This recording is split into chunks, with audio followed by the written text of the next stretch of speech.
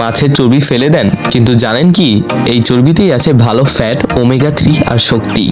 মস্তিষ্কের জন্য খুবই উপকারী, শরীর রাখে এনার্জিতে ভরা।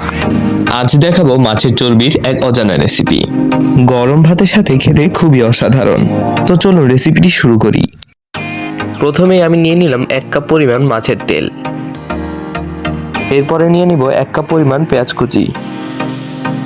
দিয়ে দিব আধা চা চামচ হলুদের গুঁড়া, 1 চা চামচ মরিচের গুঁড়া, আধা চা চামচ জিরার গুঁড়া,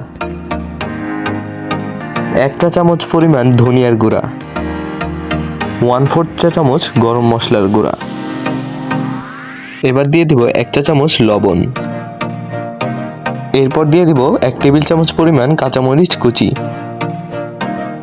দিয়ে দেব ধনেপাতা কুচি। 1 কাপ পরিমাণ বেসন দিয়ে দিব। এবার সবকিছু ভালোভাবে একসাথে মিক্স করে নিব।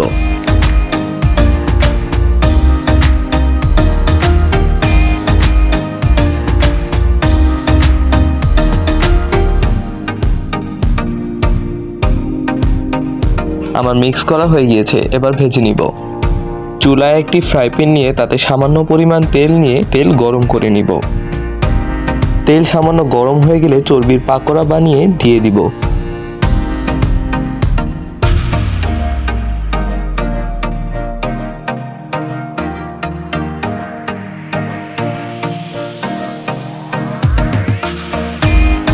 এবার মিডিয়াম হিটে পাকোড়াগুলো ভেজে নিব।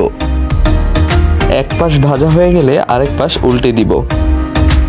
এভাবে উল্টে পাল্টে ভালোভাবে পাকোড়াগুলো ভেজে নিব।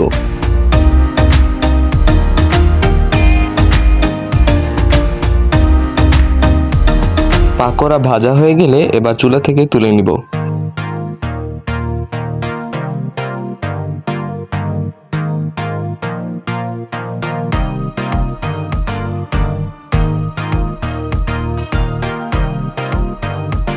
মাছের চর্বির পাকোড়া তৈরি। এই পাকোড়াগুলো গরম ভাতের সাথে খেতে অসাধারণ লাগে। ভিডিওটি ভালো লাগলে চ্যানেলটি সাবস্ক্রাইব করে দিবেন এবং ভিডিওটিতে একটি লাইক দিয়ে দিবেন।